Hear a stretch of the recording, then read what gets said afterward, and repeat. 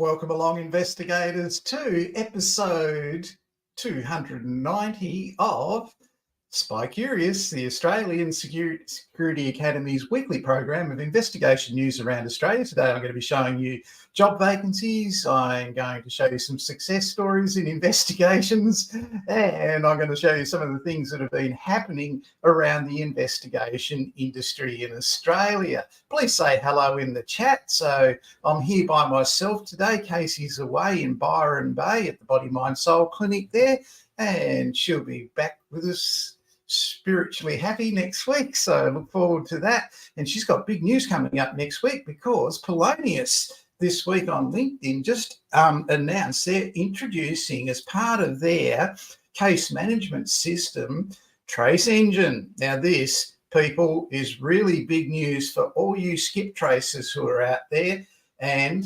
basically really interesting news coming up through their association with the Australian Security Academy. G'day, Andrew, mate. Looking forward to meeting you real soon. Hope things are well down in Melbourne. Thanks for saying g'day, buddy. Long weekend coming up too, people, so I'm quite surprised that we're going to have anyone watching today. Hi, Chantel. Thanks for checking in. You're in the holiday area anyway. Good on you, Chantel. I hope you have a great long weekend. And it looks like the weather's going to be great for it too. So, yeah, like I said, long weekend coming up, people. Stay safe on the road, enjoy it. And Pat and I are looking forward to a couple of days off because we've been very busy recently. So the first big news of this week, and it's no surprise to people watching this, is the power of marketing and the power of an industry association. Now, if you're an Australian Security Academy graduate, you are a member of this industry association, and we had an association member ask us a question last year in relation to working in New South Wales as a surveillance agent. And the rule in New South Wales for anyone operating in security is they have to wear visibly during their shift their identification. Now, that's okay if you're a security guard on a nightclub door or wandering around a hospital or a facility or in the shopping centre, that's fine. But if you are an undercover operative operating in the field, you don't want to be wearing any form of ID that says this person is a licensed investigator. That was the rule in New South Wales basically last year. Okay, so that's really important that you get that. Good, Amber. Hope you're well down in beautiful Canberra. Thanks for letting me know you're watching, and have a great long weekend. I trust you're getting some time off, Amber. That's great to see you. Thanks for watching, and Chantel and Andrew. Okay, people. So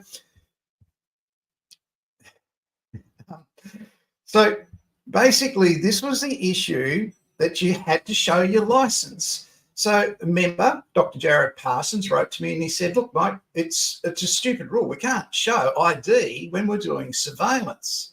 So as the industry association, which graduate student Dr. Jared Parsons and yourselves who are watching this, as members of the association, we wrote as the association to the Chief Commissioner of Police in New South Wales and said, Dear Chief Commissioner, we understand that you're busy with terrorism and domestic violence and armed robbery and drugs and all that sort of thing, but we've got an issue about wearing IDs. Never got a reply. This is months ago we wrote, never got a reply. And just this week, the Security Licensing Enforcement Division of New South Wales announced on their Facebook page that there are exemptions for wearing ID for security, and there are a couple of ones that are really important to investigators. Number one is people who do plain clothes, cash in transit. So they're not uniformed, they're not using armoured car or anything like that. It's all undercover. So they're going collecting cash and taking it to the bank on behalf of organisations, and it's not outstanding. Nobody notices. But the second one is there is an exemption for people carrying on security activities when 2E private investigator licenses are carrying out surveillance activities. So that's a win for our industry association. We raised the issue. We didn't really expect a reply, but certainly we got a result with what was required. Hey, g'day, Chris. Good to see you, mate. I hope you're enjoying that cup of coffee over in beautiful South Australia. Thanks for checking in. So we got a win in relation to that. When 1,000 members of an industry association say, hey, this doesn't make sense, what's happening with having to wear this ID, can we change it? And they've come out and they've changed it because they've listened to 1,000 members of an influential industry association. Now, you can actually go to their website and download a PDF telling you all about this if you're a licence in New South Wales. You're going to be interested in wearing and producing your Class 1 or Class 2 security licence. They've got a fact sheet on it. So that's the heading and name of it, and you can go through it. It tells you all about the rules and regulations for when you have to wear that as a surveillance operative, or the fact that you don't, and with cash in transit in New South Wales. So really pleased. That's an outstanding achievement for this industry association. Now, other industry associations like this one, they don't do anything like that. They just haven't got the clout, they haven't got the agreements, and they haven't got the initiative. So good work, all members watching this today who have contributed to that common sense application of the rules for licensing in New South Wales.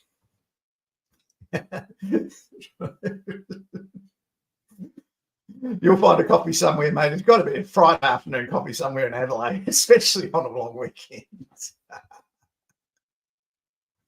So that's great news this week. I was really pleased with that. And the fact that Polonius have come out with Trace Engine. And this is big news for the skip tracing industry. It's an all-in-one tool for managing skip tracing cases. Now, Casey next week, talking about cases, Casey next week will be telling you how you can get access to this as an Australian Security Academy student for a month, full access, and test it out. So Casey doesn't have to test drive it for you.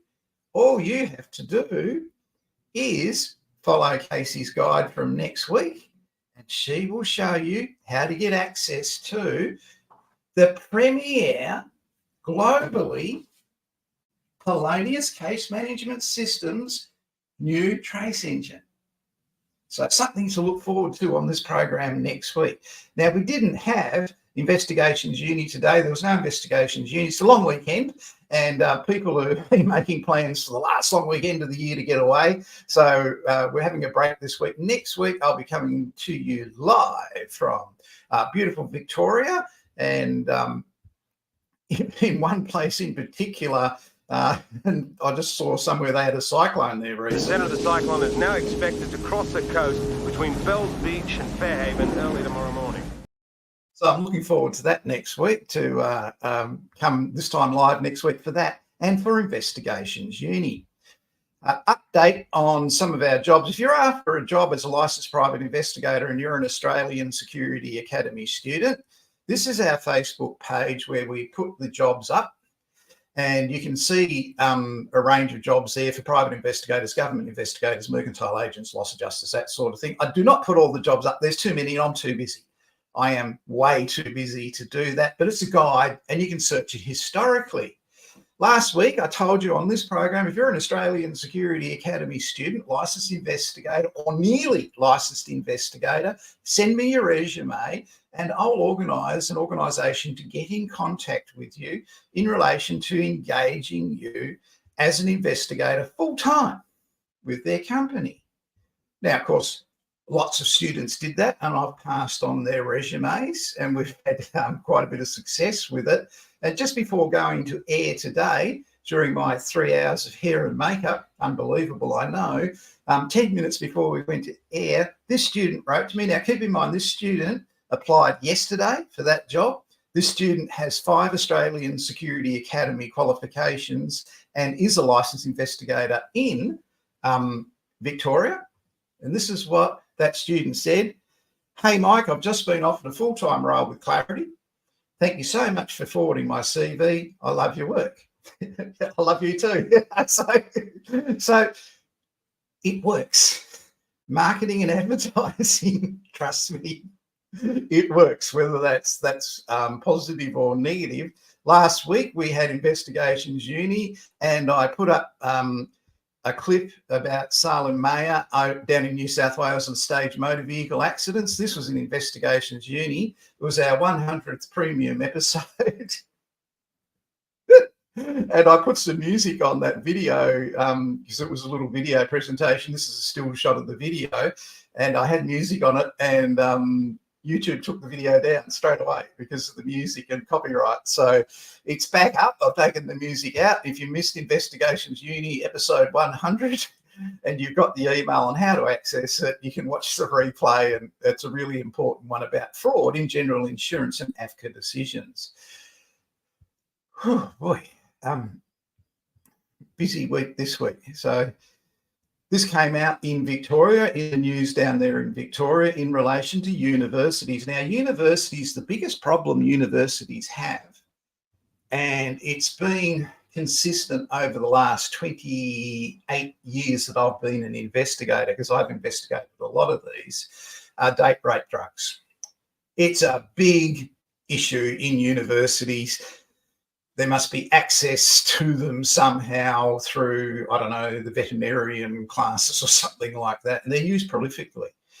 And the person wakes up the next day and they've been raped overnight. They don't know. I can't remember a thing. They don't know anything about it. And this news came out in Victoria this week. And in this case, there's a shock number of sexual misconduct claims at Victorian universities. And the complainants are complaining about being stalked, being followed, and being filmed. So all those things. So this came out in the Herald Sun. Now, you've heard me say on this program, there was an actual teacher working for an organisation in Queensland. He went round behind students after he gave them exercise to do on the floor, and without their knowledge or consent, he took photos of them and posted them on social media. Now, he holds a position with the AIPI in Queensland, and he did that, and they don't know about it at the organisations yet, but when they find out that that's happened, like this has down in Victoria, it is going to be interesting to see what the outcome. When a teacher does that, it's a power imbalance. You say anything, lady, and I'll fail you, you won't pass. That's the issue with it. And teachers, students, they hate it, right? And we want it out of our industry completely. Here we go. School holidays, yeah. Long weekend and school holidays, it's all happening. Feel your pain, Chris, really do, mate. I've got to rush out and pick up kids after school as soon as I finish here, so I'm under pressure today. All right, so question of the week. This is one that you'll all be interested in, because this person became a licensed private investigator, was fortunate enough to pick up a government investigator position, wasn't really happy with the last one that this person got. So he wrote to me for some advice. So let's see what it was and what my advice would be. As you've seen on this program, I'm full of advice. So you're going to get it if you write in and ask. So you may not always get the advice you want to hear, but certainly this one has got something in it for everybody. Now, I must preface it with this. I once interviewed a student for RPL, and she was a really good government investigator in a really good high-paying role, and she was going for a management position. And she was telling me about the angst and pain she had. She wanted to be an investigator in the investigation section. She did not want to be writing policy in the policy section. The policy section knew she was really good at her job and she was a really intelligent person, and it's hard to attract talent to policy. Unless they're accountants or boring people, right? Then you can attract them. That's fine because they're used to being bored. But investigators like action and excitement, and they're not going to go to policy. So basically, this is what her dilemma was and what she told me. She's a lovely young lady, and this is a reenactment. I was interviewing a RPL student who said that they wanted her to go and work in policy, and she didn't want to do it. In her department, they needed someone in policy, but she was an investigator. They told her it's so much fun in policy, and she tried it, and it's not so much fun. In fact, it's quite boring in policy. She wanted to work as an investigator. She didn't want to work in policy. No one can blame her for that. So this was the dilemma that she had. She didn't want to go to policy, and nobody else does either. Trust me, nobody wants to be writing boring policy. Someone's got to do it. Okay. So, imagine sitting at the dinner table it'd be a nightmare. It really would. But someone has to do it. So the question I've got this week goes into that, and eventually I'm going to get to it when I find it here in my system. Here it is. Adam writes, "Hi, Mike. I'm having a career crisis of sorts and was hoping to find out if I could get someone to give me some information. I started in investigative roles after completing the Certificate 3 at the Australian Security Academy. And then I went into the Cert 4, which I did at the Australian Security Academy, and I've held positions in government agencies. In my current role, I'm an APS 6 investigator at, we can't name who that is. I've only been in the role for a few weeks, but it's not working out, so I'll be handing in my notice shortly. So sometimes working in government does not meet your expectations. If you work for ASIC between the years 2006 and 2022, you never would have done an investigation in that whole time. They would have engaged you, sat you at your desk, given you your pens, pencils, pencil sharpener, and basically your paper clips, and said rearrange them all day and don't look out the window in the morning because you'll have nothing to do in the afternoon, and don't do anything. That was ASIC. That was what happened then. Every student who ever went there told me that. Don't do anything, don't investigate anything, don't upset the apple cart. The regulator in charge of all businesses in Australia and their actions, and did nothing. I'll change that now. I'll completely change that now. But this is a situation that we've got where the job doesn't meet the expectations of the student, like our student who they wanted to put into policy, and she wasn't going. She was too smart for that. The trouble with these government roles for me specifically is they advertise for investigators, but are really looking at compliance officers. Yeah, that's correct. If you are a government investigator with a Certificate 4 in government investigation, 50% of your role is investigating, 50% of your role is enforcing regulatory compliance enforcement. So you've heard me say in here that organisations are decimated by fraud or corruption, absolutely decimated by fraud. Someone's ripped the company off for 20 million or the government department off for 20 million. And your role is to go in there, investigate what happened, then assist the organisation or the agency to contribute to the acceptance of your findings, rebuild and move forward. And that's part of your regulatory compliance enforcement. You want them to focus, if they're the tax office, to focus on taxing every last cent out of Michael Evans. That's your job.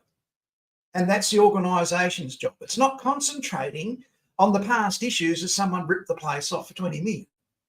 So we've stopped that, we've plugged that gap that allowed that to happen. Now we want you all to refocus on what you're here for. Forget that, right? let's tax Michael Evans to the death. That's your role as investigator. Regulatory compliance enforcement after the investigation. Get the organisation to contribute to the acceptance of the findings. It's a shitty situation, yes, because that's what you put your hand up for. All right? Something went terribly wrong. You're now helping them to move forward and rebuild. Pretty good feeling about that, isn't it? Okay? So that's what happened. So the expectation has not been met by this person. It's not that this person, Adam, didn't understand it. It's just it's got a confusing title when you reply to the advertised position for an investigation role and you don't get it. Yeah, my word.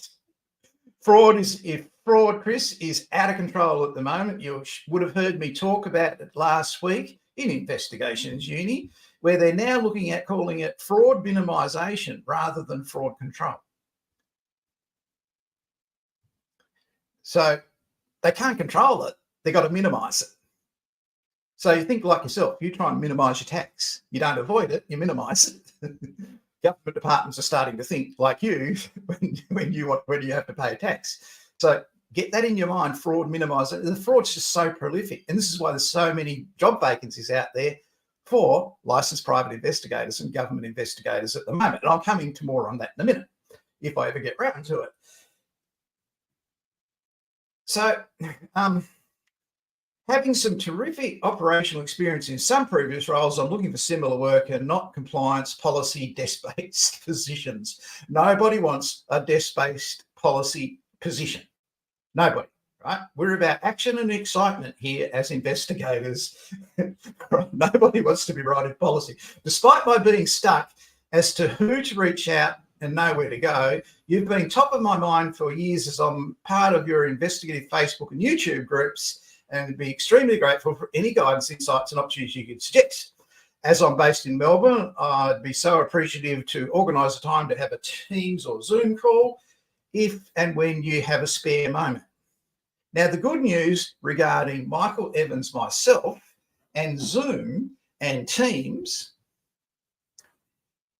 if I haven't got time to meet you on Zoom or Teams, that simply means there is such a demand out there for investigators and government investigators and loss adjusters and mercantile agents and investigation managers that I just can't get to it. If I've got spare time,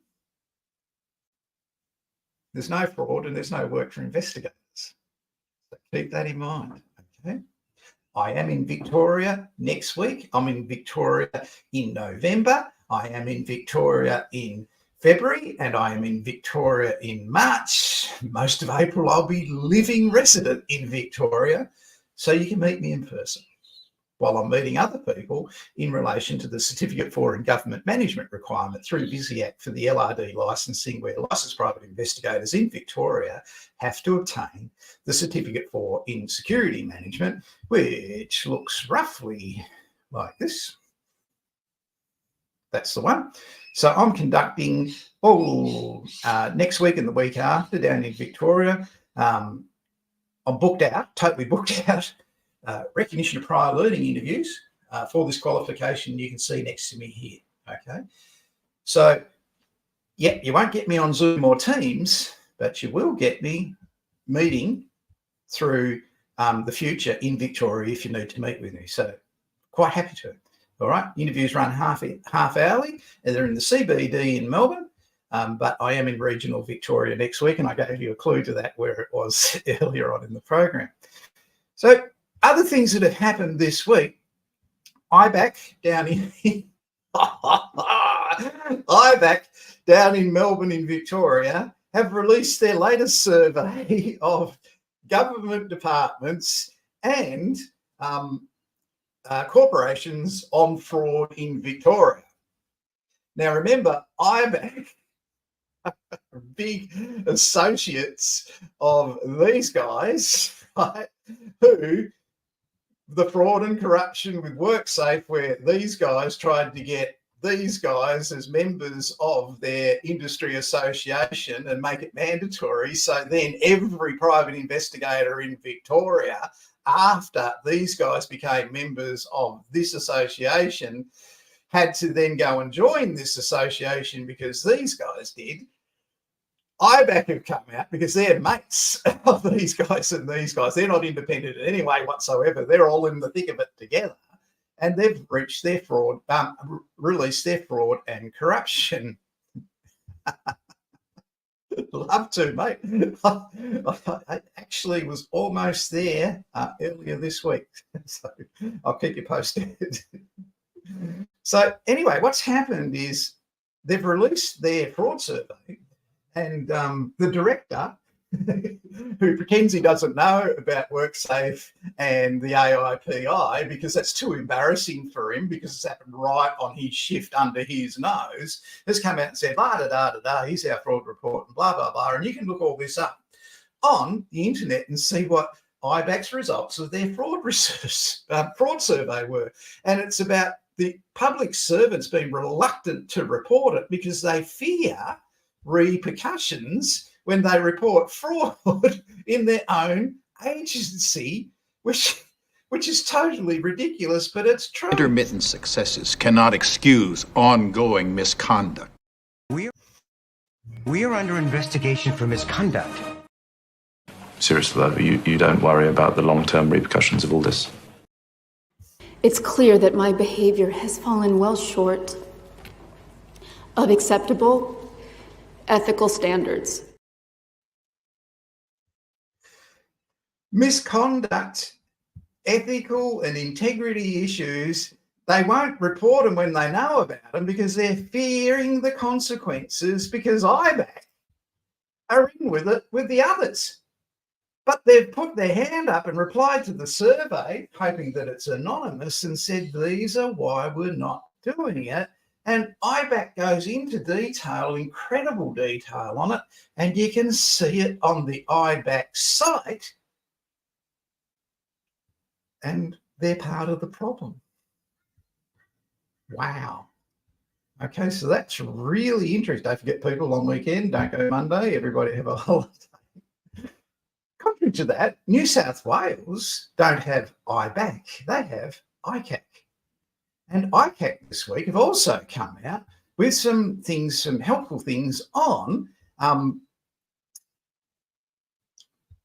recognising red flags for fraud and corruption. And basically what they've done is they've married it back to how it happens in a government department and what the red flags are and what you should be looking for. And you can see it on LinkedIn. So here's the presentation that they had with me adding to it about WorkSafe and the AIPI.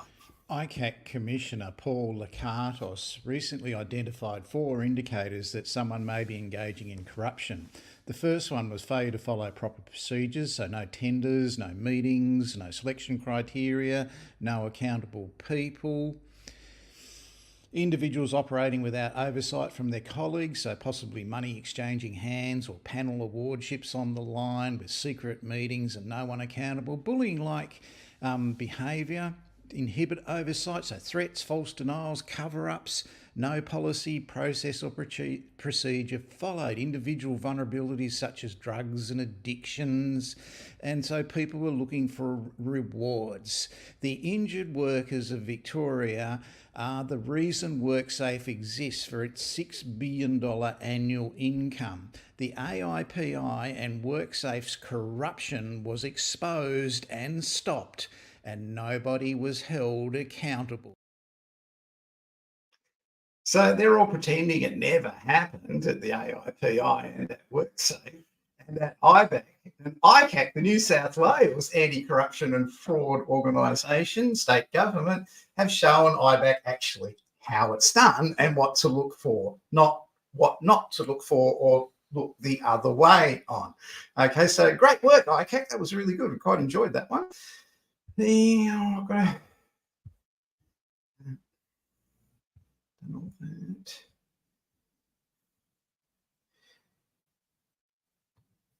Victoria Building Authority have named and shamed a plumber down in Victoria on LinkedIn this week. Naming and shaming is part of a suite of regulatory compliance enforcement for government investigators who have a compliance enforcement regulatory role of how they actually do it. So it's a deterrent if they name the person, they reckon if they name that person, it will be a deterrent to others. Well, I don't know. That's one organisation's thinking on it. Interesting to watch. You'll see that on LinkedIn. So always keep an eye on LinkedIn to see what's going on. It's quite interesting. Build Skills Australia are looking at having meetings all around Australia. I'm going to a couple of these meetings in Brisbane and Sydney. I can't make the Melbourne one because I fly back the day that it's on. But Build Skills Australia are consulting with the investigation industry and the security industry. And remember last week on this program, I told you that one of the people that they heavily consulted with last time is now facing money laundering charges. And basically they listened to him last time, and also that one of the big organisations that was influential in the last change to security risk management and investigations were the people responsible for the death of one of the last nomadic Indigenous Australians when they arrested him for being drunk and put him in the back of a G4S vehicle and were taking him to a police station in Perth from regional Western Australia. And reenactments of it said it was 50 degrees Celsius inside the back of that van where he was, with faulty, no air conditioning, no windows, and he died of heat exhaustion and exposure in the back of that van. So tragic end. Build Skills Australia are listening to people who do that sort of thing because they've got big money. So it's our role as people involved in the security industry and the investigation industry to have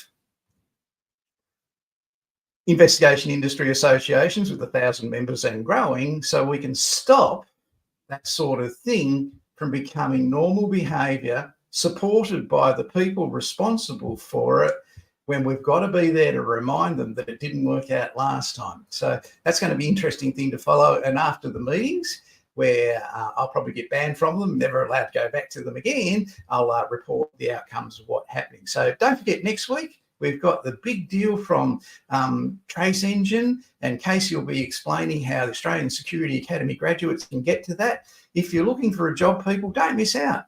Send me your resume, and if you're in New South Wales or Victoria in particular, I've got jobs waiting for private investigators, and in particular for Adam, who asked our question of the week. Great question, Adam. If you do what the previous person just did that I showed you, they applied on Thursday, they were appointed on Friday, I can arrange the same thing for you too. So Adam, get in touch with me, mate. Send me your resume and I'll put you in touch with Clarity Workplace Investigations. That's our program for this week. I've got to run and get the kids after school for the long weekend. Thanks for watching, everybody. We'll be back next week with Casey, and she'll be telling us all about how to access that skip tracing thing for free for a month. That's pretty good. That's something to look forward to. I'll see you then. And thanks for saying g'day in the chat. Really appreciate that I'm not talking to myself. See you next week, people. And I'll go out in my usual way.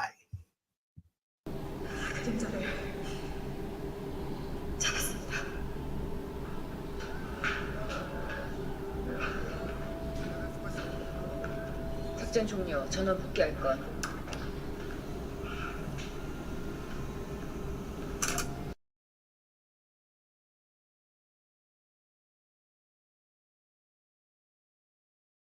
That's my mission complete.